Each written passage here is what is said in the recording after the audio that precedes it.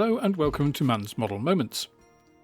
Well, to kick off the unboxings of 2025, I thought I'd go big and show you this, a kit that you may well know I was quite excited about arriving in 2024. It is of course the Lancia Stratos HF Gr.4 Monte Carlo 1977 rally car in 1/12 scale from Italeri, and the box art makes the car the star here too. This is a car that captured my imagination as a young child, and I was excited when this was announced last year. If we look at the side of the box, you can get an indication of some of what's inside, but it also shows you just how big what you're getting here is. As you can see, the box is almost as thick as the span of my hand. The other side of the box features some nice CAD renders, but you've not come here to see what's on the outside, you want to see what's inside, right? So let's stop procrastinating and get the top off and see what lurks below. So the first thing to say is that the box is pretty full. There's not a lot of filler here to pad things out. Also, although the top is standard card, the box itself is very sturdy corrugated material, and it's also subdivided into two compartments, something often seen from Chinese manufacturers.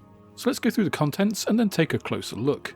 You get a couple of instruction booklets. The first of them here is one for the painting and decaling in full colour.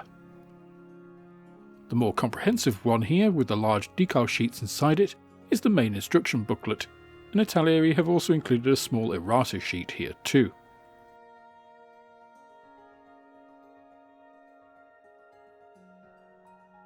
We then have the two large decal sheets covering the very distinctive livery of the Alitalia sponsored rally car, together with their protective papers.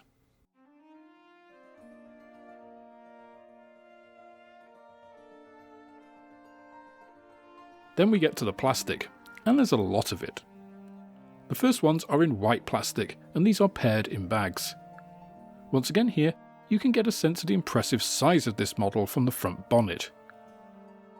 The first impression is definitely a good one, so let's keep digging.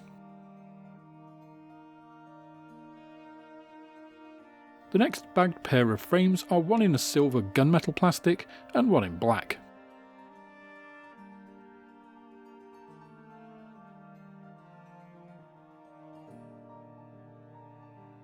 Under that bag is another containing two black frames.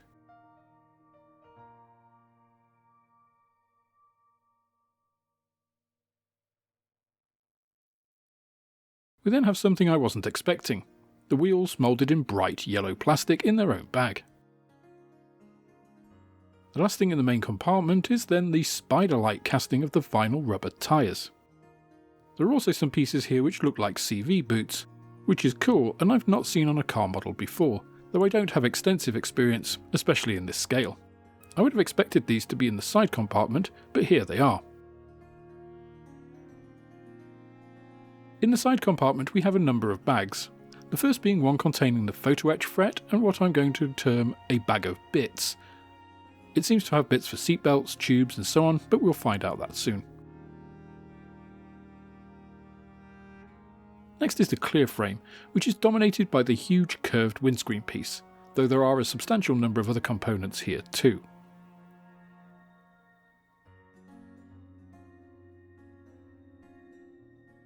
We then have a chromed frame, which seems to be restrained to parts like disc brakes, light housings and some other pieces.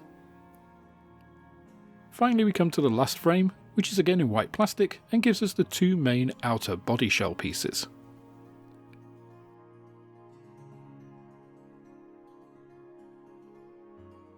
With everything out of the box, let's take a look at the instructions. So to start with, we get a nice glossy covered A4 booklet, and apologies for the reflection from the lights here. Inside that, we get a standard black and white Italeri booklet. That full colour jacket means that we then get some nice pictures of the Stratos on the inside cover, with a side profile, followed by two pictures of the car in action during a rally, and then a fully opened up image of the unpainted model at the bottom. Next is the normal multilingual background on the car for the first sheet of the booklet, and opening this up we find the frame layouts as well as that errata sheet, which refers to a later step where the part numbers that go inside the rear body were reversed.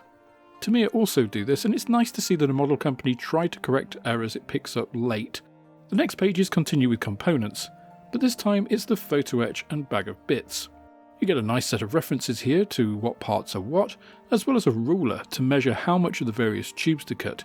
We also have all of the colour callouts here, which Italeri are still using FS numbers for as well as the model colours, something I'd really like other manufacturers to adopt, rather than just citing a random colour from a manufacturer's range.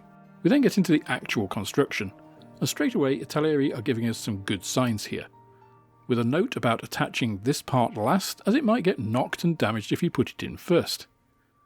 Now, saying why something should be done is great. It gives me confidence that someone has actually built this model, and it's very helpful.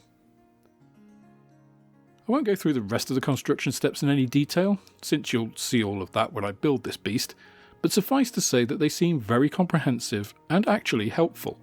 Again, it feels like you're getting advice from another modeler, rather than just being given the set of orders that someone hasn't actually tried to follow.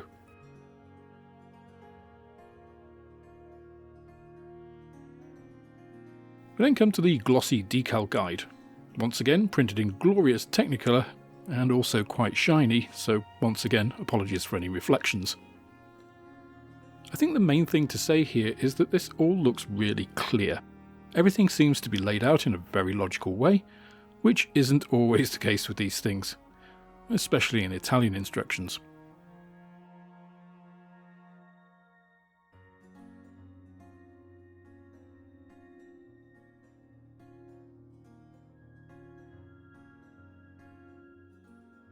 So let's have a closer look at the decals themselves. Well, I say a closer look, but as you can see, these are big sheets. Each one, as you can see, is way bigger than a full outstretched handspan, and you get some big decals here. You also get all of the instrument dials for the dashboard, small stencils and the like, and whether large or small, they all come with perfect colour registry, what appears to be excellent density and great precision. They're everything you'd expect from cartograph decals, and if they go on as well as the Airfix ones, then this should be plain sailing. In fact, I believe these cover everything you need should you not even want to paint your Stratos. You can just use these decals. Now, I just want to take a moment to thank all of you who have supported me directly through YouTube memberships and Patreon. This really does keep the channel going, and without you it would be very difficult for me to be able to continue doing this. Now, if you're only just seeing your name on here for the first time, it's because I update this monthly, and if I've prepared some videos ahead of time, then there may still have the old list on, even if the list has been updated since then. Don't worry though, your name will get on the list and will continue to appear throughout your support. If you are considering supporting me, YouTube channel membership is by far the easiest way to do this, since Patreon is becoming a more challenging platform to engage with. Whichever you choose, however, I absolutely appreciate your contributions, and don't forget to come and check out the private members Discord, which you get access to at any level. Right, let's get into the plastic. First up is the large white frame with the bonnet and side panels, as well as a host of smaller components like the cooling fans. That large bonnet dominates the frame, however, and it's very nicely moulded, with its subtle curves and grille all very sharp and with no visible sink marks or blemishes. Smaller components also appear to be quite crisp, and the overall impression here is definitely a good one, with the plastic feeling firm and holding good detail without it seeming brittle or tinny in the way that white plastic sometimes can be. Turning the frame over to the rear side, it also appears good, and though there are some pin ejector marks here and there, they are in positions that should be out of sight, but they're also shallow enough so they wouldn't be that difficult to deal with should you want to ensure everything is pristine. The main body shell also gives the same impression as the first frame, crisp and sharp mouldings in plastic that seems to have the right balance of stiffness and usability, though the real test of that will be when we come to make it, of course.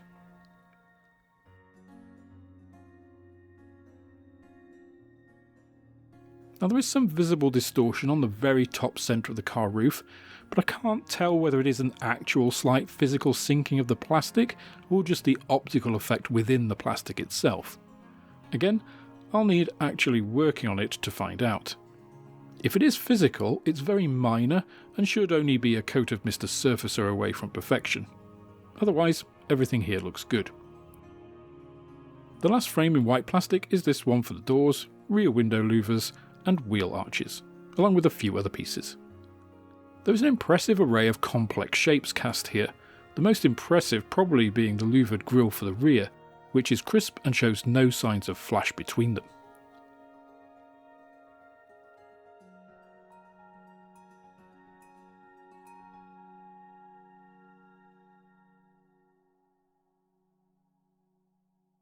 The first of our frames in black plastic is next, with the main body pan and rear bulkhead with its diagonally engraved panels. Once again, you have some really nice casting here, with texture on some surfaces and fine small parts alongside these big complex castings, which isn't that easy to do, considering the large parts when injected hold a lot more heat due to the volume of liquid plastic, and if they're not filled and cooled properly before ejection, they can shrink, warp or sink, affecting other parts of the frame. So this is all clever stuff going on behind the scenes that we see as these cleanly cast small parts next to large ones. Another frame that demonstrates this is next, which has some large complex three-dimensional parts on it. Plenty of subtle texture over the surfaces of other parts.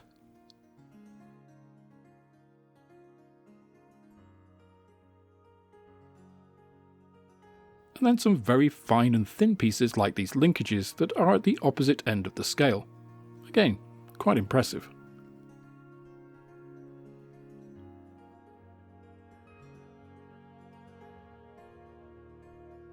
Now, not to belabor the point, but the last black frame is exactly the same, with these large one-piece door side panels with their facsimile of flexible vinyl within them. The textured dashboard,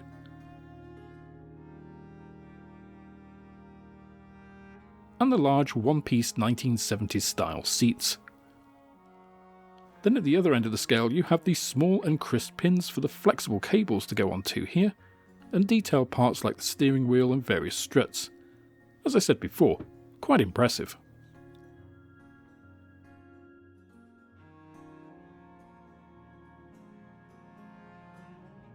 We then have this frame, somewhere between gunmetal and silver.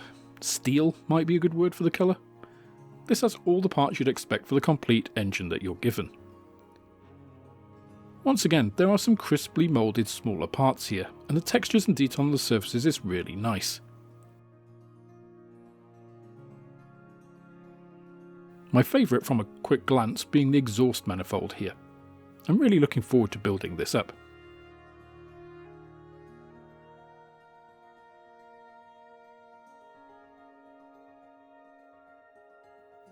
One of my least favourite types of frame, the chromed one. Though this isn't quite as chrome as, say, Tamiya chromed parts in their car and bike kits.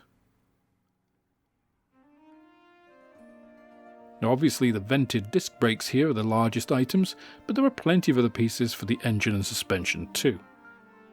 We'll have to see what the Italeri chrome experience is like when we get to building.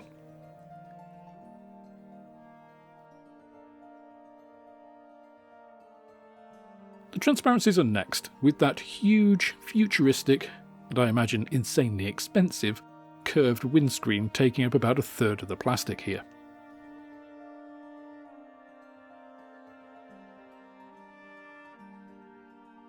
The side windows are also pretty prominent, and they've all got good optical quality.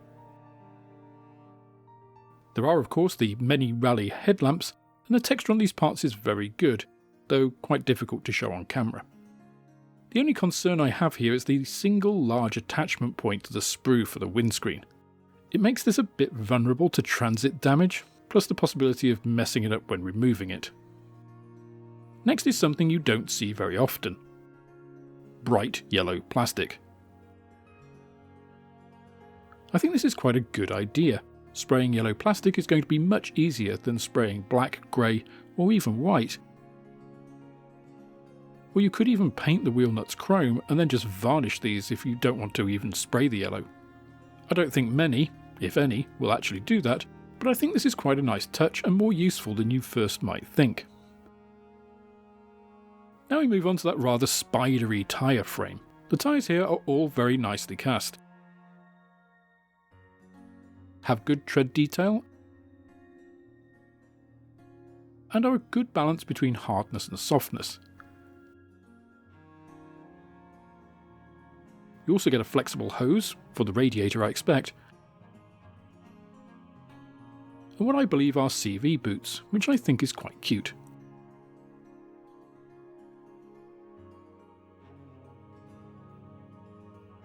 Next is the photo etch fret, which I've had to turn the brightness down for. Now this is actually quite fragile despite its size, as you can see from when I'm handling it here, and things like this grill are very delicate.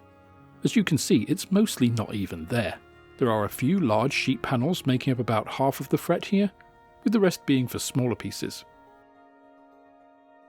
You also get this very flexible plastic sheet, which is used for the mud flaps I believe. I'm not quite sure of the material. It feels a bit like it's got silicone in it, or how to handle it, since it looks like it'll be one of those things that resists all glues known to man. I guess we'll find out. The last thing to cover is that bag of bits. We get a lot of stuff here, the most obvious being this material to combine with the photo etch for seatbelts. We then have a couple of different thicknesses and colours of flexible tubing.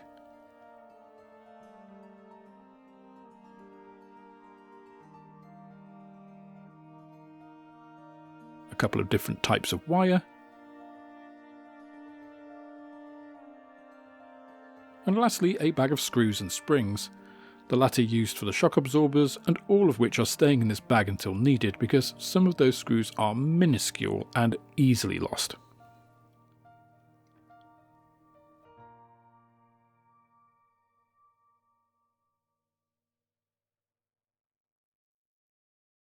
So what do I think about this kit? Well, it's absolutely gorgeous on first examination. The crispness of the mouldings is great. There appears to be a lot of finesse to the smaller parts, and some of the cast-in textures look really nice. Of course, the proof will be in the building, but the initial indications are all good. What I got the impression of whilst going through all of this was Tamiya's 1/12 scale cars. The Lotus 49 I built as a commission last year had many of these elements, though of course not as nicely rendered as here, since about 60 years separates the toolings. But that was state of the art at the time, and this feels very much like that. In addition, that seems to have been achieved without parts bloat for the sake of it. If MiniArt made this kit, for example, it would be about 5,000 pieces, which would make it an absolute slogfest. This, on the other hand, looks detailed without being unduly complicated, which I welcome. It's obviously meant as an experienced modeller's kit, but I don't think you need to be a modelling wizard to attempt this. The one sticking point, of course, is the price. It's £200 RRP, although you should be able to pick it up at around or slightly lower than the £180 mark. Now that's a substantial chunk of change.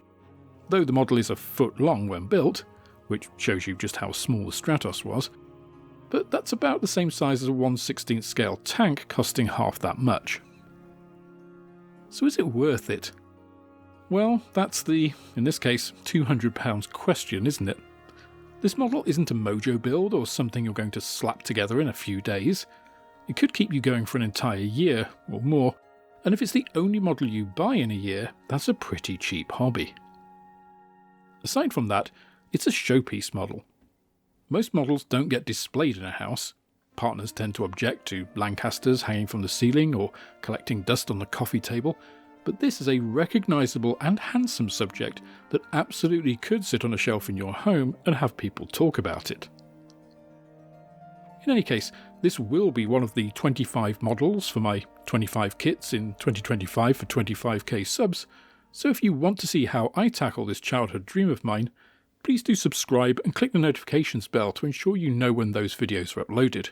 Other than that, I'd love to hear what your thoughts are on this kit, its detail and price point, in the comments section down below, so do go ahead and let me know what they are. I do read all the comments, so you're not speaking into a vacuum. That's all for this instalment of Man's Model Moments. If you enjoyed the video, please click the like button, subscribe to the channel for more like it, and share this video with others you think would also enjoy it.